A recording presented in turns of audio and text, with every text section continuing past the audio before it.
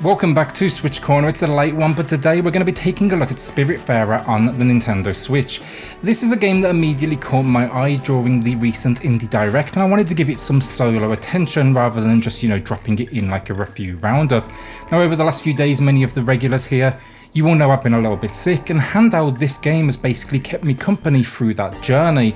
Now in that time though, it delivered, I've got to say, more than I anticipated going in. So look, with that, hit subscribe if you love the Switch as much as we all do here, join our growing family, and let's get started.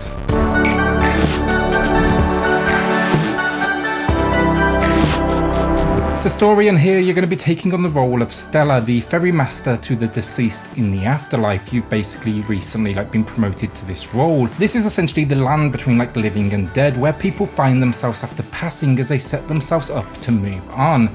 Your goal: comfort these passengers, get to know them, forge relationships, create memories, and then learn to say goodbye as you travel this mystical sea. It's a topic, I've got to say, that's rarely addressed, that the idea of an afterlife, but instead of focusing solely on death, it digs into the themes of what we do in life, how we care for those around us, and then simply learn an ability that can be just oh so difficult to grasp: acceptance. It's a topic that could have been too light and comical, demonstrating a lack of confidence in such a subject on the dev's part. Likewise, too heavy, and it's kind of dark and depressing. Well, I can tell you now, the fantastic writing, it takes you through the waves of emotion along with Stella. It's so perfectly handled with all these incredible characters you'll get to meet. Well-placed humour, emotion, intensity, fear, it's all here and it's all fully realised. Now with a theme like this, as I say, there's a fine line, a needle in a haystack, and they quite honestly landed perfectly on it. This simple idea opens a world of character study that very few games can match, as it's not just welcoming them on board the ship and then swiftly saying goodbye as you drop them off, but it's all the stuff that happens in between after you spend hours with these characters. So gameplay, and I've got to say, it's a lot of small, simple systems pieced together. Pilot your ship and explore this world, upgrade the core ship itself in size, build new structures on the deck itself, collect spirits, get to know them, complete quests, feed them, and then eventually, of course, say goodbye. Nearly everything here requires you to travel to different islands, collect resources, and then use them, whether it's to, satisfy a passenger's request or simply upgrade a component that the ship needs. Think rooms for them to sleep in that reminds them of home, make them comfortable, gardens, kitchens, activities, all sorts of options that only expand the more you get into the game. Now, I expected this one to be kind of pick up passenger, drop them off, maybe complete a quest in between or something, but I couldn't have been further off the mark here, as frequently they will spend, like I said, hours with you.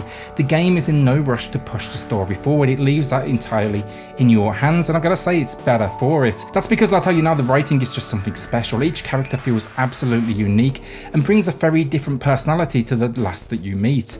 It's this combination of personalities that not only allows for the tone to shift from emotional to comedic to dramatic, but also allows the game to reflect the many different outlooks people will have on death and what's to, come. Never too light, never too heavy. All the gameplay here, I gotta say, it's all resource management and collection, whether that's buying it from the many folks you'll meet across this world, to visiting different islands with different resources, to completing almost mini games. Think chopping down trees, mining away at stone, fishing, catching lightning in a bottle, my favourite, gardening, cooking, or even traversing storms with a few surprises along the way, both on board and off. This is something I've got to say I rarely say here, but what makes it fun is actually the mini games. Fishing, you got to reel them in at just the right moment. Play music with a mini game in the garden to help these crops grow. Chop down trees as you control the movement of the saw. Nothing here was just a button press and then I kind of sit back and watch, not really taking part. Progression absolutely required me. What truly made it special though, everything you collect is absolutely needed. I was always acting on behalf of a passenger. This wasn't just tree after tree, this was the next, bedroom. This wasn't just stone, but something I could trade with one of the merchants for something much larger. The idea of fulfilling wishes for these characters that find themselves in this kind of mid-afterlife place was incredibly fulfilling, as I got to witness them just enjoy these simple moments. My only real complaints, a few pacing issues in the middle with some of the stories feeling like they got a little bit stuck. Otherwise though, there's nothing really complaint-wise from me. I will tell you this though now, because this might be a negative to some of you, the game rarely changes from beginning to end. So if a collectathon at a relaxed pace with zero action is not your thing, then don't come here. This game's rewarding you with stories and allowing you to kind of build these connections and saying goodbye with these these characters. The only real progression, honestly, more passengers, more building space on board along with like new structures, and then the occasional new ability for Stella. This will open up like the exploration even further, like gliding or double jumping. I myself, though, I loved this gameplay loop as I worked on this like day and night cycle and just patiently kind of move things forward. It's the rare game where you don't want things to end because you won't always want to say goodbye to these characters. I was locked in from beginning to end, and I gotta say as well, after my experience with it handout, that is by far my favourite way to play. It all feels kind of intimate along with the storyline. Collectathon, yes, but rarely does a game put so much importance behind the actions you are taking. So visually, it's stunning. You see it, its animation come to life. They released the stunning looking Jotun, and here they just kind of like build upon it, and they've kind of like identified their own unique brand. Here you'll find a world that's recognizable with a whole like big dose of fantastical. Stella's animations especially, she moves with the energy of a youngster, and I knew I was impressed when I kept making her slide on roofs, just so I could jump, so I could see her like do a backflip over and over again, just because the animation was so good there. Other characters then, you'll see all sorts of energy levels, from those that are young to those that are old, and then creatures both almost human and definitely not. Likewise for the world, from land to ocean, I was always excited to see what came next, whether it was a different type of city, a mountainscape, maybe a mystical sea creature, or shipwreckages that are passing me by.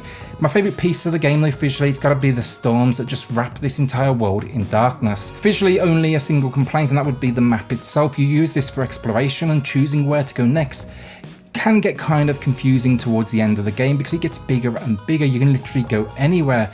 The problem is it's kind of like lacking in any sort of clear labelling to know what island you're looking at. Audio then, and it's minimal, so there's not a lot to say. There's the odd sound effect and very little else to it all, honestly. Think like, you know, the jump and the occasional bit of movement. Fortunately though, the music is stunning, and I can see why they made it the focus. This is one I would happily pay for, and it's one I urge you to check out. It's available on Spotify, and it just kind of melds together mystical with almost like classical instrumentation, capturing the waves of emotions our characters are facing on this ride, whether that's, you know, adventure, loss, or simply happiness. My suggested tracks here, the title Spiritfarer theme that takes a little while to kick in, or Thunder Harvest. Take like 4.5 minutes of your life, give it a listen, you will not regret it. Overall, look, it's beautiful, and that's the best way I can put it, where it adds to this world instead of simply being like a backing to it. So overall, look, Spiritfarer, quite honestly, absolutely stunning, and I had to put a video out on it. As I've said here, like the majority of my time was handout here, so the footage you're looking at is kind of like the early game. It's maybe the first 5 or so hours, but this was a game I refused to pass up on putting a video out for. This idea, a young girl helping those move on in the afterlife, is handled in such a stunning way, from the writing to the imagery to just leaving you with these characters to create a connection and friendship. Reinforcing this then, there's always a meaning behind every single thing you collect, and having it play into the emotional impact on those around you, whether that's happiness, sadness, or simply fear. This simple approach though created something absolutely impactful.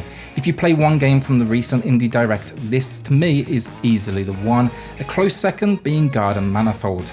Today I'm going to be giving Spiritfarer an amazing 9 out of 10. It may be expensive, but it's worth every bit of the entry fee, and I hope we see a physical release of this one day. I will give you AAA pricing for a physical release just so I can add it to my shelf, and I would do that without hesitation. An absolute must buy with just a few minor issues that don't do anywhere near enough to hold it back from greatness. As always then, look, a shout out to the patrons who are going above and beyond to support SwitchCorner. I appreciate it, and it helps more than you know. If you want to check that out for yourself, the link is in the video description down below. With that then, look, hit subscribe if you love the Switch as much as we all do here, join our growing family, and I'll see you all on the next video.